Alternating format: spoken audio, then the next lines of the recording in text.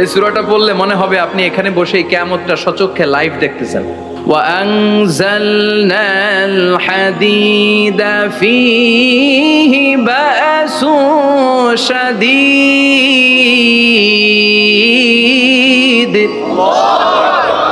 আমি পৃথিবীর মধ্যে লোহা নাজিল করেছি, লোহার ভেতরে আছে ভয়ঙ্কর ধরনের শক্তি। মানাফিউল লিন্নাস, মানুষের জন্য উপকার আছে না নাই? সব কাজে লোহা লাগে। মোবাইল বানাবেন, লোহা লাগবে। গাড়ি, লোহা লাগবে। বাড়ি, লোহা লাগে। এই যে মাইক দিয়ে ওয়াজ করতেছি, লোহা আছে না? লোহা ছাড়া কিছুই হয় না। এই পাহাড়ের এত শক্তি যে পৃথিবীর এই থারথার করে কাঁপুনিকে বন্ধ করে দিয়েছে। হালমিন খালকিকা আসাদ্দা মিনাল জিবাল, ইয়া রব, আপনার সৃষ্টিকুলের মধ্যে পাহাড়ের চেয়েও শক্তিশালী কি কিছু আছে? আল্লাহ বললেন নাম আছে। কি সেটা? আল্লাহ বললেন সেটা হচ্ছে আল হাদিদ, মানে লোহা। লোহা চিনেন? এই হাদিদ নামে, আল হাদিদ নামে আল্লাহর কোরআনে একটা সূরা আছে না নাই? সূরাতুল হাদিদ, লোহার সূরা। ওয়া আনজালনাল হাদিদ ফীহি বাসুন শাদীদ ওয়া মানাফিউ লিন-নাস। আল্লাহ বললেন আমি লোহাকে নাজিল করেছি। লোহা পৃথিবীর কোনো উপাদান নয়। পৃথিবীতে লোহার মলিকিউল তৈরি হয়নি, হয়েছে মহাবিশ্বের অন্য কোনো জায়গা থেকে। লোহার একটা অণু তৈরি করতে 1 কোটি ডিগ্রি সেলসিয়াসেরও বেশি তাপমাত্রা লাগে। এই লোহাকে আল্লাহ বললেন আমি পাহাড়ের চেয়ে বেশি শক্তিশালী করে বানিয়েছি লোহাকে। সুবহানাল্লাহ পড়েন। ফেরেশতারা বললেন হালমিন খালকিকা আসাদ্দা মিনাল হাদিদ। আল্লাহ, আপনার এই সৃষ্টিকুলের মধ্যে লোহার চাইতেও শক্তিশালী কি কিছু আছে? আল্লাহ বললেন নাম আছে। ফেরেশতারা বললেন মা হিয়া। আল্লাহ বললেন সেটা হচ্ছে আন্নার, আগুন। আগুন লোহাকেও গলিয়ে দেয়। সুবহানাল্লাহ পড়েন। ফেরেশতারা বললেন হালমিন খালকিকা আসাদ্দা মিনান নার। আল্লাহ, আপনার এই সৃষ্টিকুলের মধ্যে আগুনের চাইতেও কি শক্তিশালী কিছু আছে? আল্লাহ বললেন আছে। কি সেটা? আলমা, পানি। পানি মারলে আগুন। সুবহানাল্লাহ পড়েন। ফেরেশতারা বললেন ইয়া রাব, হালমিন খালকিকা আসাদ্দা মিনাল মা, আপনার এই সৃষ্টিকুলের মধ্যে পানির চাইতেও শক্তিশালী কি কিছু আছে? আল্লাহ বললেন নাম আছে। সেটা কি? আর রিহ। আর রিহ মানে বাতাস। কারণ বাতাসের ধাক্কায় সমুদ্রে, সাগরের পানিতে ঢেউ খেলে, জলের উচ্ছ্বাস হয়, জলোচ্ছ্বাস হয়, ঠিক কিনা? এবার ফেরেশতারা বললেন মাবুদ, পানির চাইতেও বেশি শক্তিশালী বাতাস। এবার আমাদের জানতে বড্ড মনে চায়, এই বাতাসের চাইতেও শক্তিশালী কোন সৃষ্টি আপনার সৃষ্টি জগতে আছে নাকি? আল্লাহ বললেন বাতাসের চাইতেও শক্তিশালী একটা জিনিস আছে। দেখি কে কইতে পারে, বলেন। সুবহানাল্লাহ। আল্লাহ বললেন বাতাসের চাইতেও শক্তিশালী হলো আশরাফুল মাখলুকাত, মানুষ। কিয়ামতটা যেদিন হবে, ওই দিন গোটা বিশ্বব্যাপী আমাদের পরিস্থিতি কি হবে এটার একটা নকশা আল্লাহ নিজে এই সূরার নকশা এঁকে দিয়েছে। কিয়ামতের প্রামাণ্য ধারা বর্ণনা আল্লাহ নিজে দিয়েছে। এই সূরাটা পড়লে মনে হবে আপনি এখানে বসেই কিয়ামতটা সচক্ষে লাইভ দেখতেছেন। সুবহানাল্লাহ পড়বেন না? সূরাটার নাম হচ্ছে আল কারিআ। কি নাম? আল কারিআ। সবাই বলেন কি নাম? আল কারিআ। আল কারিআ মানে হচ্ছে বিকট আওয়াজ, ভয়ঙ্কর আওয়াজ, জাইগান্টিক সাউন্ড, বোম্বাস্টিক মার্কা সাউন্ড। যেই সাউন্ড, যে আওয়াজ, যে বিকট শব্দ পৃথিবীর কোনো মানুষ শোনে নাই। The trumpet, the siren, the whistle. বিশাল এক হুইসেল বাজানো হবে। ওই হুইসেল বা সাইরেন বাজানোর ফলে বিকট একটা শব্দে গোটা বিশ্ব ভেঙে খান খান হয়ে যাবে। এটার নামই হচ্ছে আল কারিয়া। চিল্লা এখন সুবহানাল্লাহ।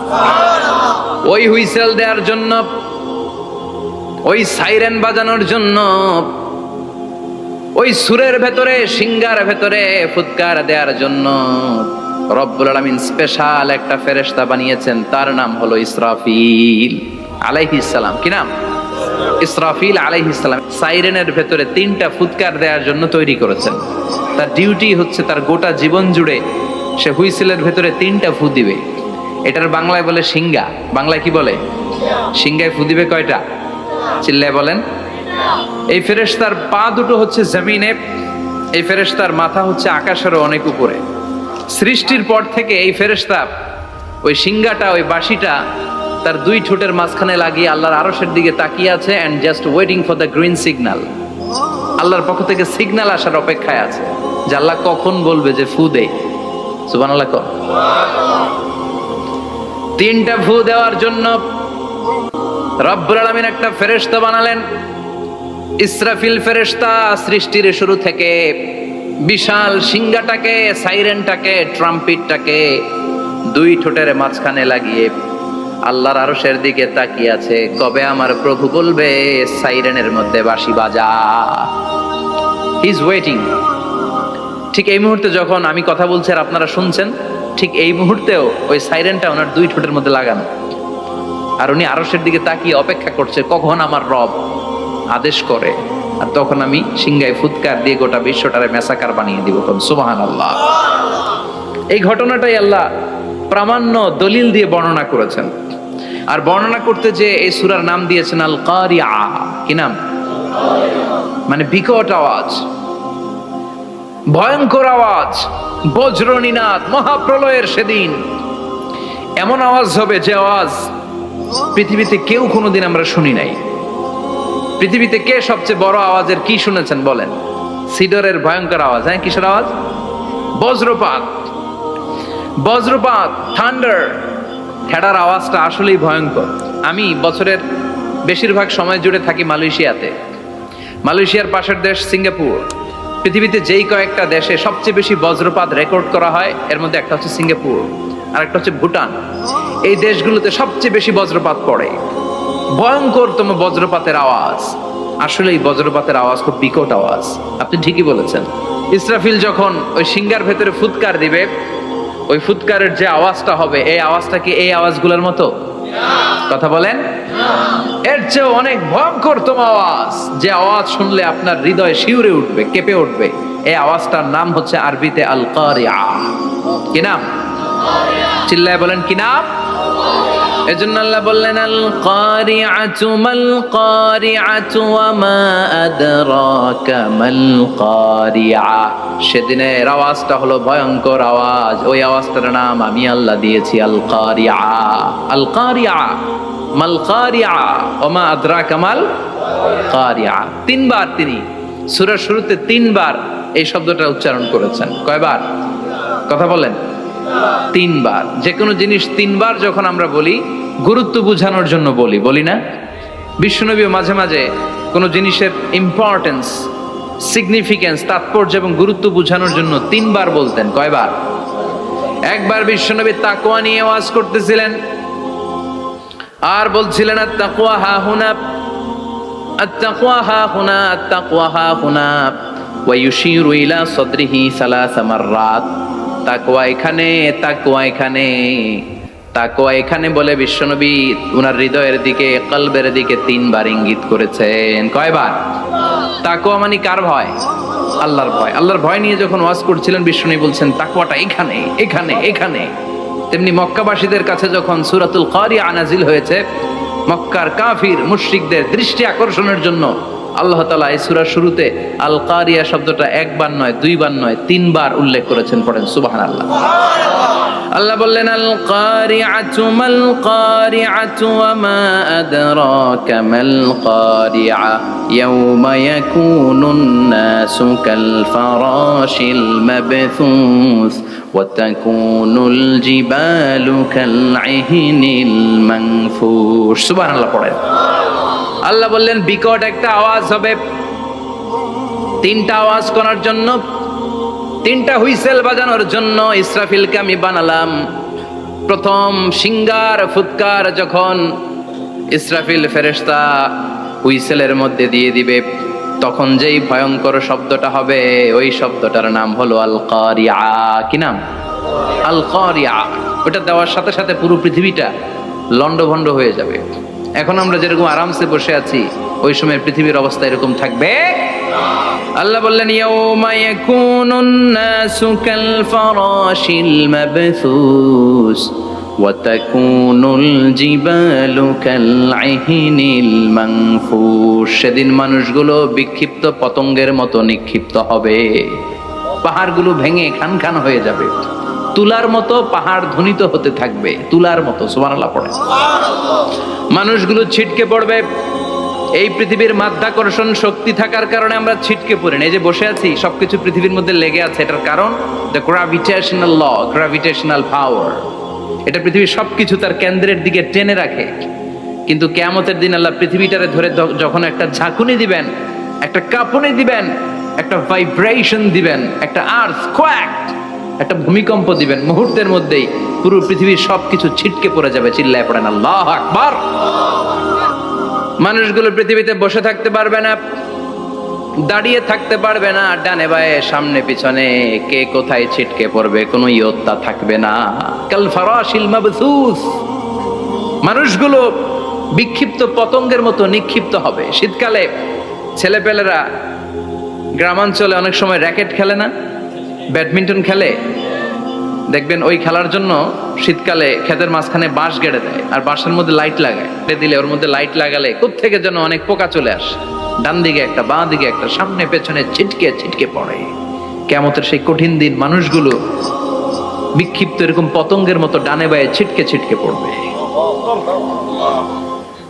পাহাড়গুলো চূর্ণ বিচূর্ণ হয়ে যাবে, ভেঙে খান খান হয়ে যাবে। তুলাকে ধ্বনিত করলে তুলা যেমনি ধ্বনিত হয়, তুলার মাঝখানে লাঠি দিয়ে পেটালে, তুলাকে পাতলা করার জন্য, আরামদায়ক করার জন্য, মোটা বানানোর জন্য যখন লাঠি দিয়ে ধ্বনিত করা হয়, দেখবেন সামান্য তুলার ধুলিকণা ছিটেকণা বাতাসের মধ্যে শূন্যে ভাসে।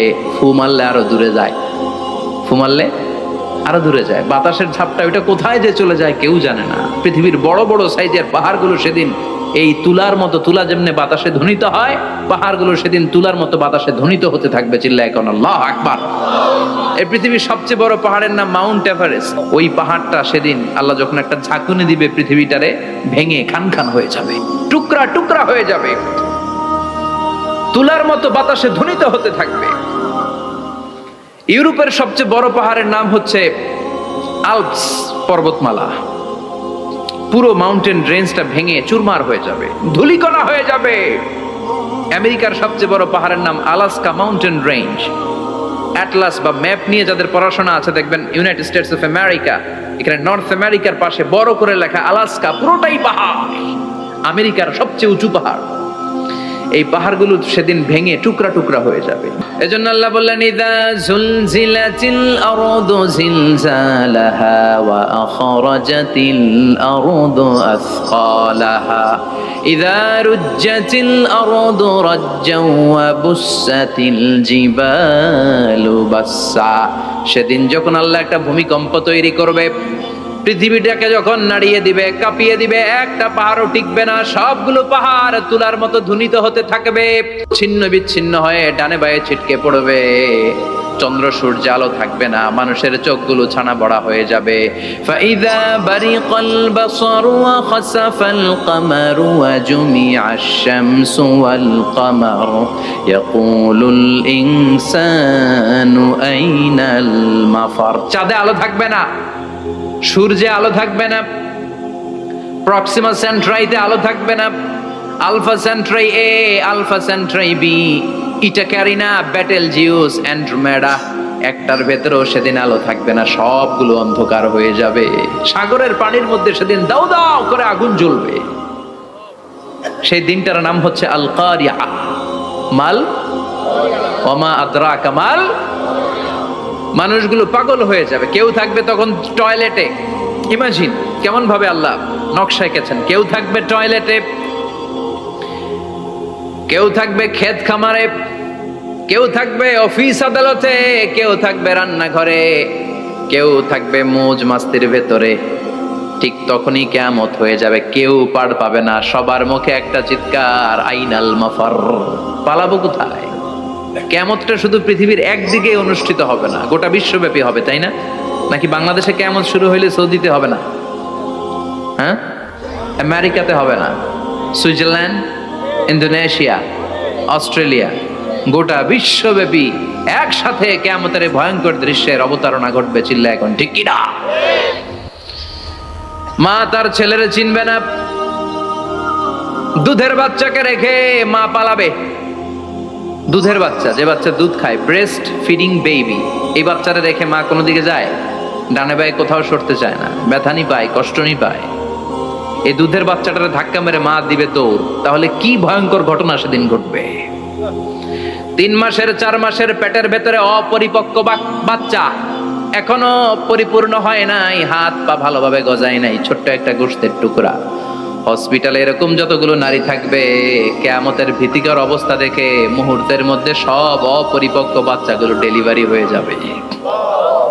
এক ধাক্কায় 3 মাসের বাচ্চাটার হাত পা গজায় নেই এখনো ঠিক মতো, এক ধাক্কায়, এক ভূকম্পনে, এক কাঁপুনির চোটে পেটের সব বাচ্চাগুলো খালাস হয়ে যাবে ডাক্তার ছাড়া, ইনজেকশন ছাড়া।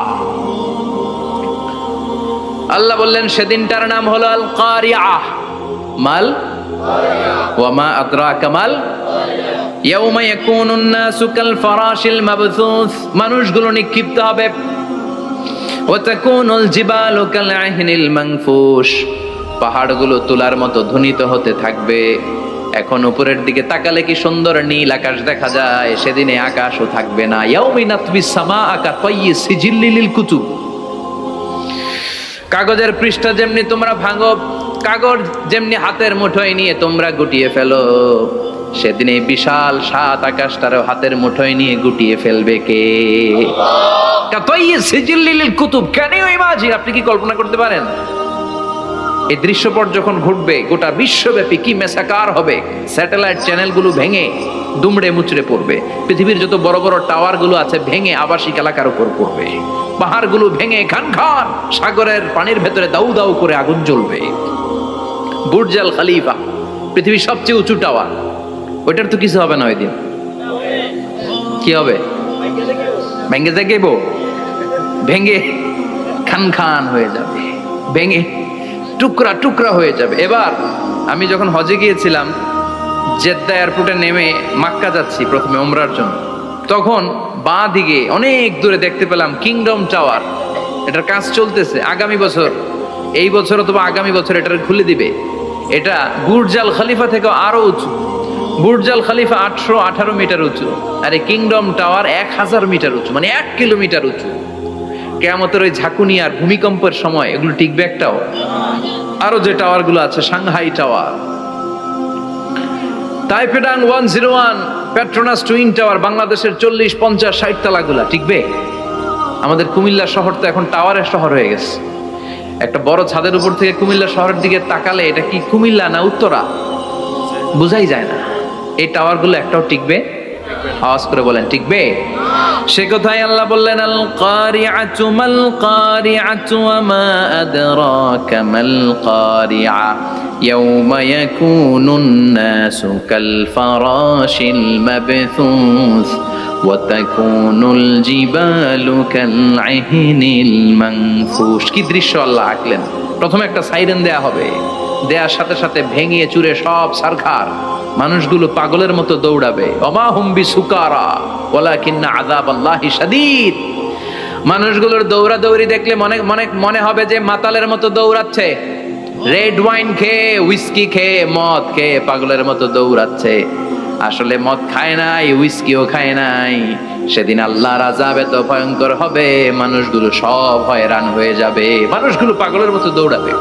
সাগরের পানিতে দাউ দাউ করে আগুন, স্যাটেলাইট ভেঙে খান খান, বিল্ডিং গুলো ভেঙে ভেঙে পড়ছে, পাহাড়গুলো ধ্বনিত হচ্ছে, গোটা বিশ্বব্যাপী বিকট আওয়াজ। পৃথিবীর যখন ঠিক এইরকম অবস্থা, আল্লাহ তাআলা ইসরাফিলকে বলবে, ইসরাফিল 3টা ফুৎকার দেওয়ার জন্য তোকে তৈরি করেছি, এবার দ্বিতীয় ফুৎকারটা দে। তাকে ফুৎকার দিতে হবে মোট কয়টা? আরো জোরে বলেন। সে কেবল একটা দিয়েছে, এবার দ্বিতীয় ফুৎকার দিবে। দ্বিতীয় ফুৎকার যখন সে দিবে, মুহূর্তের মধ্যে পৃথিবীর মধ্যে যত মানুষ আছে সবগুলো মরতে শুরু করবে, একটার পর একটা মালাকুল মাউত রুহু কবজ করতে শুরু করবে। মরবেন না শুধু একজন, চিল্লায় বলেন তিনি কে? কুল্লু মান আলাইহা ফানি ওয়া ইয়াবকা ওয়াজহু রাব্বিকা যুল জালালি ওয়াল ইকরাম ফাবিআইয়ি আলাই রাব্বিকুমা তুকাযযিবান। পৃথিবীর মধ্যে যা যা তোমরা দেখো সব হয়ে যাবে ফান। সব কি? ফান। আমরা বলি না ফানা ফানা, বলি ফানা ফানা হয়ে যাবে, কিছু থাকবে না, থাকবে একজন, চিল্লায় বলেন তিনি কে? এজন্য সব সময় আল্লাহর কাছে কামনা করবেন, আল্লাহ তুমি ঈমানের মরণ দাও। পড়ে না আমিন? ও আল্লাহ তুমি আমাদেরকে শাহাদাতের মরণ দাও। পড়ে না আমিন? আমাকে শহীদ করে সেই মিছিলে শামিল করে নিও। যে মিছিলের নেতা মীর হামজা, খোবায়েবে খাব্বাব আল্লাহর কাছে ছিল অতি প্রিয়, শামিল করে নিও। আমাকে শহীদ করে সেই মিছিলে শামিল করে নিও। পড়েন আমিন। বিশ্বনবী বলেন, শাহাদাতের তামান্না নিয়ে যদি, অন্তরে শাহাদাতের ইচ্ছা নিয়ে যদি, শাহাদাতের তামান্না নিয়ে যদি কেউ বিছানার মধ্যে ডায়রিয়া রোগে আক্রান্ত হয়েও মারা যায়, হার্ট অ্যাটাক করেও মারা যায়, স্ট্রোক করেও যদি মারা যায়, কিন্তু অন্তরে যদি শাহাদাতের তামান্না থাকে, কিয়ামতের ময়দানে শহীদদের সাথে তারে দাঁড় করাবে কে? ঈমানের পথে অবিচল থেকে আমার মরণ যেন হয়। পড়েন আমিন। আমার সাথে সাথে বলেন, ঈমানের পথে অবিচল থেকে আমার মরণ যেন হয়। তোমারই কাছে মিনতি আমার, তোমারই কাছে মিনতি আমার, মহামহিম দয়াময়। ঈমানের পথে অবিচল থেকে আমার মরণ যেন হয়। পড়েন আমিন। ঈমানের মৃত্যু এক, আল্লাহ ছাড়া কেউ দিতে পারে না। শাহাদাতের মৃত্যু আল্লাহ ছাড়া কেউ দিতে পারে না। এজন্য আখের যদি ভালো হয়, সব ভালো তার, শেষ ভালো যার। বিশ্বনবী দোয়া করতেন, আল্লাহুম্মা রযুকনা হুসনাল খাওয়াতিম, আল্লাহুম্মা রযুকনা হুসনাল খাওয়াতিম। প্রতিদিন সব সময় নামাজের পরে পড়বেন, আল্লাহুম্মা রযুকনা হুসনাল খাওয়াতিম, আল্লাহুম্মা রযুকনা হুসনাল খাওয়াতিম। আল্লাহ আমাদের শেষটাকে ভালো করো, আমাদের শেষটাকে তুমি ঈমানের উপর করো। পড়েন আমিন। অনেক আল্লাহওয়ালা নামাজি শেষ জীবনে মুরতাদ হয়ে যায়, নাস্তিক হয়ে যায়, আছে না নাই? মুফাসসির ইসলামের নাম শুনছেন? অনেক ইসলামের বয়ান দিত লোকটা শুরু থেকে আমি তাকে চিনতাম। অনেক ইসলামের বয়ান করতো, ইসলামের পক্ষে এসে অনলাইনে কথা বলতো। আস্তে আস্তে আস্তে আস্তে নাস্তিক হয়ে গেছে। এজন্য বিশ্বনবী বলতেন, আল্লাহুম্মা রযুকনা হুসনাল খাওয়াতিম, আল্লাহ শেষটা আমার ভালো করো, আমার শেষটা যেন কালিমাতুত তাইয়্যিবা লা ইলাহা ইল্লাল্লাহর উপর হয়, আমার শেষটা যেন ঈমানের উপর হয়। পড়েন আমিন। এক সাহাবা জিহাদের ময়দানে, বুখারীর বর্ণনা, যুদ্ধের ময়দানে সে সামনে যাই পাচ্ছে, লা তাজিদু শাযা ওয়ালা ফাযা ইল্লা ইয়াকতুলু বিসাইফি, বিশাল তলোয়ার নিয়ে আল্লাহু আকবার বলে বলে কাফের আর মুশরিকের বাচ্চাগুলোরে কচুকাটা করছে। সাহাবী নবীর কাছে এসে খুশ খবর দেয়, ও নবী দেখেন আপনার সাহাবী দিন কায়েমের আন্দোলনে কালিমার পতাকাটারে জমিনের বুকে পতপত করে উড়ানোর জন্য কেমন করে যুদ্ধের ময়দানে, জিহাদের ময়দানে কাফের আর মুশরিকদেরকে কচুকাটা করছে। নবী দেখেন আজকের জিহাদের ময়দানে যুদ্ধের সব সওয়াব আল্লাহ এই সাহাবীরই দিয়ে দিবে। বিশ্বনবী বললেন, হুয়া ফিন্নার, সে জাহান্নামে যাবে। সাহাবীরা তো অবাক, জীবন বাজি রেখে তলোয়ার নিয়ে কাফেরদের সাথে যুদ্ধে ময়দানের মধ্যে লিপ্ত, একটার পর একটা কাফের গুলোরে হত্যা করে জাহান্নামের মেহমান করে পাঠিয়ে দিচ্ছে। এই লোকটা কেমন করে জাহান্নামী হয়? বিশ্বনবী বললেন, হুয়া ফিন নার, এই লোকটা জাহান্নামে যাবে, এরে কেউ বাঁচাতে পারবে না, জাহান্নামী। এক সাহাবী মনে মনে বলল, এই লোকটা কেমন করে জাহান্নামী হয়, আমি তার পেছনে পেছনে দেখবো তার শেষ পর্যন্ত কি ঘটে, কারণ নবী যা বলে এটা তো কোনোদিন মিথ্যা হতে পারে। সাহাবী লুকিয়ে লুকিয়ে তার পিছু নিল, দেখলো যুদ্ধ করতে করতে জিহাদের ময়দানে শত্রুদের মাঝখানে ঘাটির ভেতরে সে মারতে মারতে চলে গিয়েছে, মারতে মারতে কাফেরদের মাঝখানে এমন জায়গায় চলে গিয়েছে চারদিক থেকে কাফেররা তাকে ঘেরাও দিয়ে ফেলেছে। এবার আর সে পারে না, দীর্ঘ সময় যুদ্ধ করতে করতে এবার ক্লান্ত শ্রান্ত, এবার নিজেও মারে আবার মাইরও খায়, মারে আবার মাইরও খায়। খেতে খেতে হঠাৎ এক কাফেরের তলোয়ারের আঘাত তার ডান হাতটা এক কোপে ডান হাতটা জমিনে পড়ে গিয়েছে, ফিনকে দিয়ে রক্ত, ব্লিডিং হতে হতে, রক্তপাত হতে হতে সাহাবী নিস্তেজ, আর পারে না, আর সহ্য করতে পারে না। শাহাদাতের জন্য অল্প একটু দেরি, অল্প একটু দেরি সাহাবীরা সহ্য হয় নাই। ওই সাহাবী নিজের তলোয়ারটা জমিনের মধ্যে গেড়ে তলোয়ারের উপরে চাপিয়ে পড়েছে, তলোয়ারের এক মাথা পেটের এখান দিয়ে ঢুকে পিঠের ওই পাশ দিয়ে বের হয়েছে। যে সাহাবী পেছন থেকে ফলো করেছে সে বলে, আশহাদু আন্না মুহাম্মাদার রাসূলুল্লাহ, আল্লাহু আকবার। দৌড়ে এসে নবীর কাছে বলে, ও নবী, আপনি যে নবী, শেষ নবী, আখিরি জামানার পয়গম্বর, আপনি যে বিশ্ব নবী, কোনো সন্দেহ নাই, আমি নিজ চোখে চাক্ষুষ দেখে এসেছি আপনার এই সাহাবা আত্মহত্যা করে দুনিয়া থেকে বিদায় হয়েছে।